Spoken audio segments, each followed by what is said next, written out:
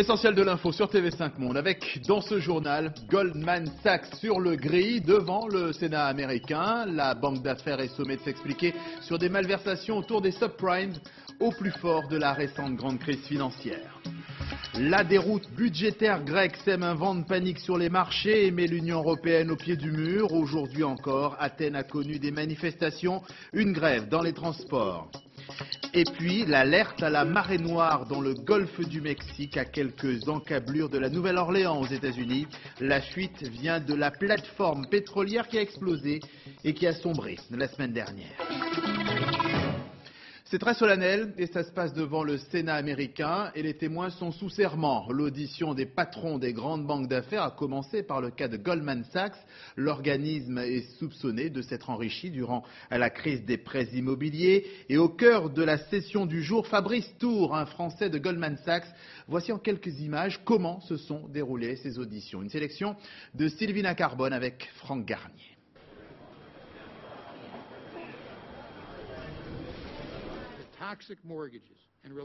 Les prêts pourris que cette entreprise a injectés sur les marchés financiers ont ruiné des gens qui n'avaient jamais entendu parler de ce type de transaction et qui n'avaient aucun moyen de se défendre face aux manœuvres de Wall Street. Monsieur le Président, l'autorité de régulation des marchés a déposé une plainte m'accusant d'avoir dissimulé des informations à des investisseurs. Pourquoi nier? Pourquoi nier? Eh bien parce que je crois que Goldman Sachs ne peut pas dire à haute voix et ouvertement qu'elle travaille sur le dos de ses clients. Je nie catégoriquement les allégations de l'autorité de régulation des marchés. Je me défendrai devant la justice contre ces fausses accusations. Ce n'est pas de l'investissement pour développer une bonne idée, aider des gouvernements locaux ou bâtir des infrastructures. Ils ont parié purement et simplement.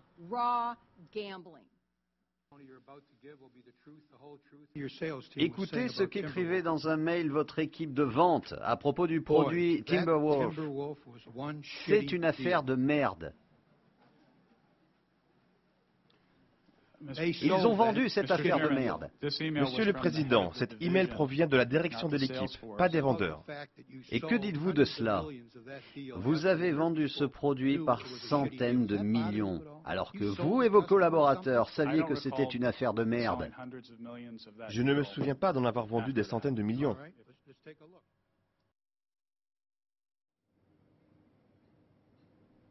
Affaire à suivre. Les jours se suivent et se ressemblent dans les rues. En Grèce, il y avait encore aujourd'hui des milliers de manifestants contre le plan d'austérité du gouvernement. Le pays est au bord de la faillite, encore rétrogradé aujourd'hui par l'agence de notation Standard & Poor's. La crise grecque est grave et elle impacte maintenant les marchés. Patricia Issa. Ce matin encore, des grèves ont perturbé la vie des Grecs. Dans les transports cette fois, ni bus ni tramway, le centre d'Athènes était désert. Depuis plusieurs semaines, les Athéniens descendent dans la rue pour protester contre les mesures d'austérité décidées par le gouvernement de Georges Papandréou. Les grèves et les manifestations doivent reprendre. Nous devons faire quelque chose, chacun doit réagir, parce que ce que je vois, c'est qu'ils nous entraînent au bord du gouffre. Toute l'après-midi, les mauvaises nouvelles se sont accumulées. Par la voix du gouverneur de la Banque centrale grecque, le gouvernement revoit son déficit à la hausse, un déficit abyssal, près de 14% du PIB. Dans le même temps, les agences de notation baissent la note de la Grèce de 3 échelons. Résultat, toutes les bourses européennes dévissent. Moins 6% à Athènes, moins 5,36 au Portugal, moins 3,82 à Paris, idem à Madrid, Bruxelles et Milan. Une situation de plus en plus explosive qui fait redouter la contagion aux autres pays de la zone euro. Les marchés financiers sanctionnent les divisions européennes face à cette crise. Un nouveau sommet est prévu le 10 mai prochain. Et il y a un effet domino. La note souveraine du Portugal autour de sa dette a elle aussi été abaissée de 2 crans par Standard & Poor's. Une note assortie d'une perspective négative. Le Portugal qui, comme la Grèce, connaît des grèves. Les personnels des entreprises de transport en commun étaient dans les rues, là encore, contre la politique d'austérité salariale du gouvernement. Fauché comme les blés, c'est l'un des slogans arborés par des milliers de céréaliers français qui ont bloqué aujourd'hui avec leurs tracteurs une partie de Paris. Ils manifestaient contre la diminution de leurs revenus. L'an passé, leur rémunération a mécaniquement baissé de 50% à cause de la chute du cours. Tous ont quitté la capitale française en fin d'après-midi. La pilule ne passe pas au Parlement ukrainien. L'Assemblée a ratifié à Kiev, dans la confusion, le traité qui permet à la flotte russe de rester dans les eaux territoriales ukrainiennes en Crimée, jusqu'en 2042 quand même. Au sein de l'hémicycle, il y avait des cris, des coups, des œufs et des gaz lacrymogènes. Valérie Gibel. Coup de poing et fumigène en pleine assemblée, le débat était pour le moins houleux au Parlement ukrainien. Scène surréaliste, le président de séance a même dû se réfugier sous des parapluies pour éviter des jets d'eau. Objet de la discorde, le maintien de la flotte russe en Crimée. Après l'effondrement de l'Union soviétique, Kiev et Moscou s'étaient entendus pour mettre fin à cette occupation en 2017. Les députés ukrainiens viennent d'adopter un accord prévoyant le maintien de cette base navale jusqu'en 2042. Pour nous, ce n'est pas qu'une question d'argent, mais aussi une question de coopération avec l'Ukraine. La coopération dans le domaine militaire améliorera le niveau de confiance entre les deux pays. Pendant ce temps, dans les rues, des milliers de manifestants se sont rassemblés devant le Parlement à l'appel de l'opposition. L'ex-chef du gouvernement, Yulia Tymoshenko, dénonce une grave entorse à la souveraineté nationale. Je pense qu'aujourd'hui, l'Ukraine vient d'écrire une page noire de son histoire. L'Ukraine, qui connaît de graves difficultés économiques, a obtenu en échange de cet accord une ristourne importante sur le prix des livraisons de gaz, moins 30% sur sa facture.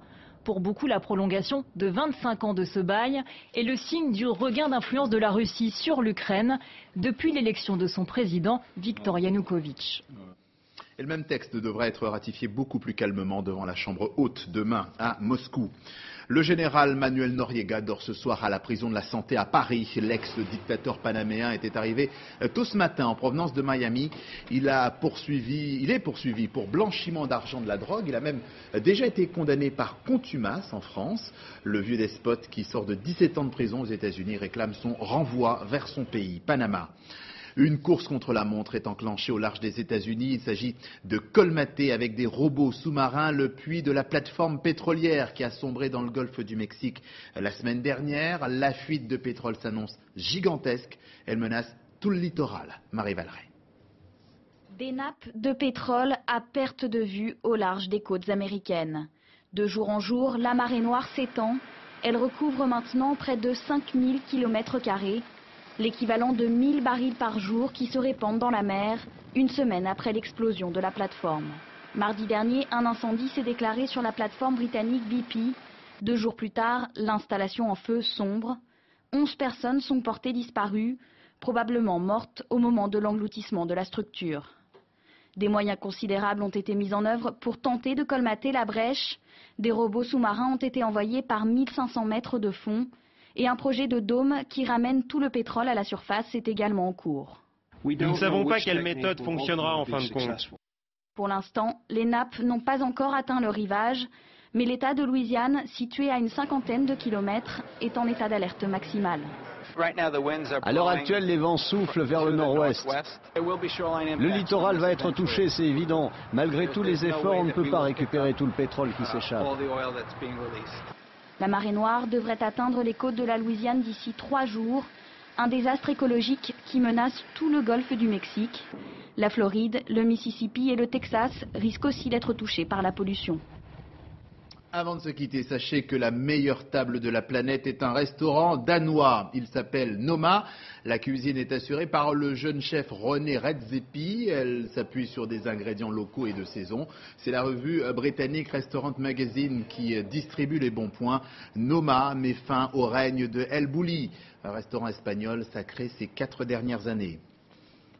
Ainsi s'achève cette édition. Ce journal, vous pourrez le revoir dans quelques minutes sur Internet, sur le www.tv5monde.com. Merci, à bientôt.